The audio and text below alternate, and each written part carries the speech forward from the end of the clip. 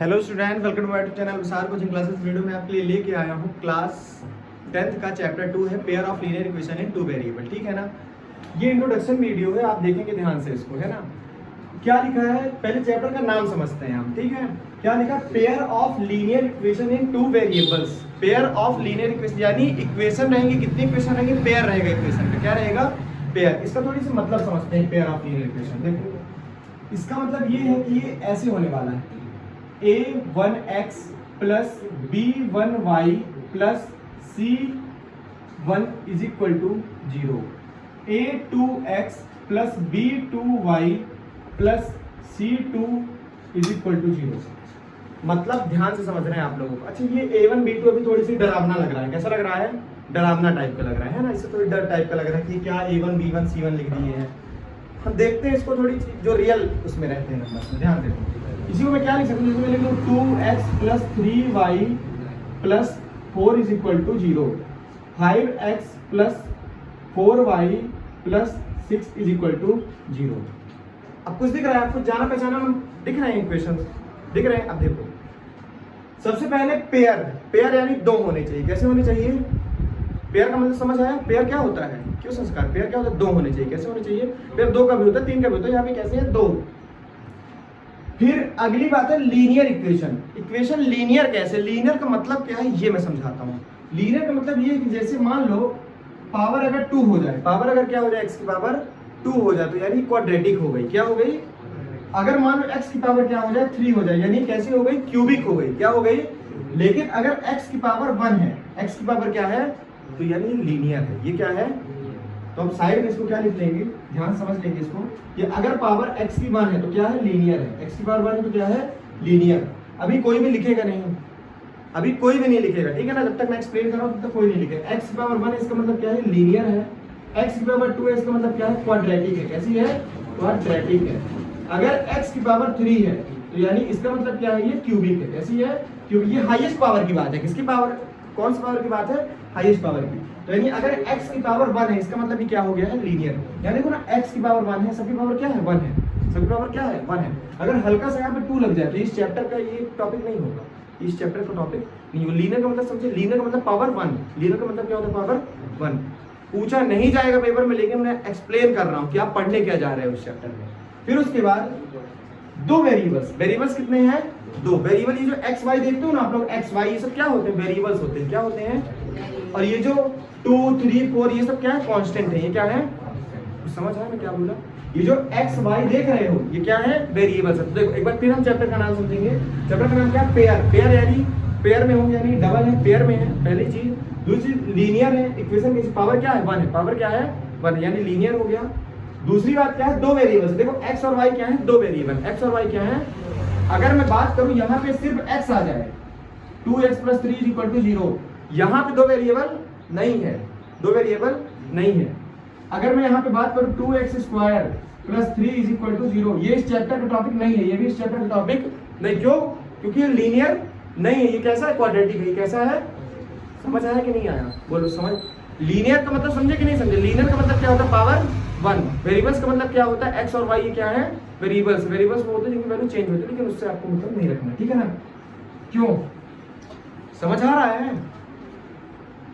अगली बात देखो, तो ये इस फॉर्म की है। a1 का मतलब क्या है, a1 is the coefficient of x, a1 is the coefficient of x, यानी x के बगल में ये जो 2 बैठा है यही a1 है। ये जो 2 बैठा है यही क्या है, समझ गए। ये जो b1 है, ये जो 3 बैठा है यही क्या है, b1 है। c1 क्या है, 4 है, c1 क्या है, a2 क्या है, 5 है, b2 क्या है, 4 है, c2 क्या है, 6 है। समझ गए, समझ रहे हो, फील कर पा रहे हो क्या मैं बताने की कोशिश कर रहा हूँ। क्यों संस्कार, समझे कि नहीं समझे। अगली बात देखो, जो इस चैप्टर का मेन वो है, ठीक है ना। ये तो मैं अभी एक्सप्लेन किया हूँ कि चैप्टर का मतलब क्या है, लीनियर का मतलब क्या होता है, वेरिएबल्स का मतलब क्या होता है, ये सब मैं भी बताया हूँ। अब मैं आपको मेन चैप्टर का वो बताऊंगा, ठीक है ना। देखो, अगर ये वेरिएबल्स हैं तो इनके सॉल्यूशन भी होते हैं। क्या होते हैं भाई, कुछ सॉल्व भी करते हैं। जो x और y है इनकी वैल्यू भी आती है। क्या आती है, कुछ वैल्यू भी आएगी। हम इस चैप्टर में इनकी वैल्यू सॉल्व करेंगे। क्या करेंगे, इस चैप्टर में हम इसकी वैल्यू सॉल्व करेंगे। वो अलग मेथड होती है, लेकिन उसके पहले हम 3 चीजें पढ़ेंगे। क्या क्या पढ़ेंगे, ध्यान से देखिए।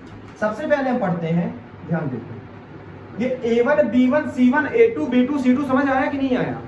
कोफिशिएंट का मतलब समझते हो जो बगल में बैठे रहते हैं वही कोफिशिएंट है। जैसे y का कोफिशिएंट क्या है b1 है, y का कोफिशिएंट क्या है b1। ऐसे दो पेयर ऑफ इक्वेशन रहेंगी, दो पेयर ऑफ क्या रहेंगी इक्वेशन रहेंगी। ध्यान से समझना मेरी बात को। जैसे पहला क्या है, पहला क्या रहेगा, ध्यान से समझना है।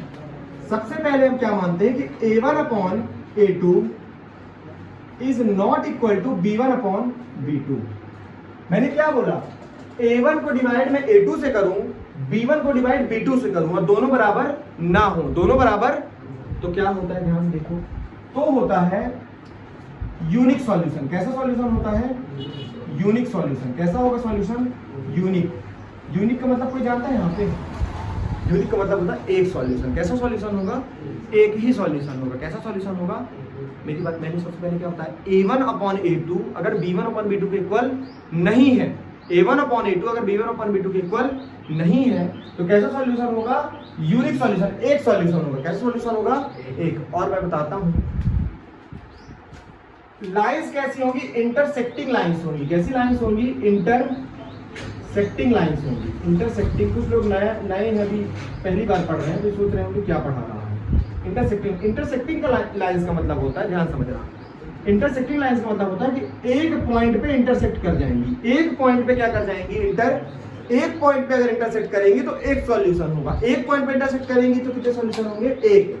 अगर बहुत सारे पॉइंट पे इंटरसेक्ट करेंगे तो इनफाइनाइटली मेनी सॉल्यूशन होंगे। अगर कहीं इंटरसेक्ट ही ना करे तो नो सॉल्यूशन, इंटरसेक्ट ही ना करे तो नो सॉल्यूशन। ध्यान समझना।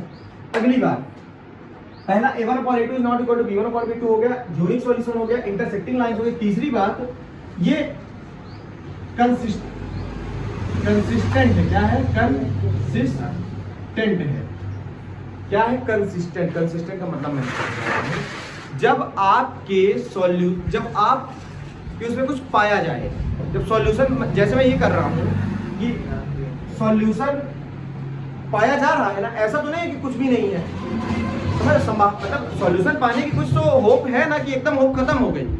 अगर होप है तो उसको हम कहेंगे कंसिस्टेंट है। कैसा है, चाहे एक पाया जाए, चाहे 1000 पाया जाए, चाहे लाख पाया जाए, चाहे 1 करोड़, चाहे इनफाइनाइटली बहुत ज्यादा पाया जाए, वो कंसिस्टेंट होगा। लेकिन अगर कुछ नहीं पाया जाएगा तो कैसा होगा, इनकंसिस्टेंट। कुछ पाया जा रहा है इसका मतलब क्या है, कंसिस्टेंट है। कुछ पाया जा रहा है इसका मतलब क्या है, अगर कुछ नहीं पाया जाएगा तो क्या होगा, इनकंसिस्टेंट। पाया 1 जाए चाहे 1000 जाए, वो कंसिस्टेंट में आएगा। किसमें आएगा, कंसिस्टेंट में आएगा। अगली बात देखते हैं। अगली बात है दूसरी नंबर। दूसरी नंबर ये है कि मान लो a1/a2 बराबर हो b1/b2 बराबर हो c1/c2 के। सब बराबर हो, सब एक दूसरे के बराबर हो जाए। समझ गए मेरी बात, समझ गए कि नहीं समझ गए। सब अगर बराबर हो गए तो इसका मतलब होता है इनफाइनाइटली मैनी सॉल्यूशन। कैसे होंगे, इनफाइनाइटली मैनी सॉल्यूशन।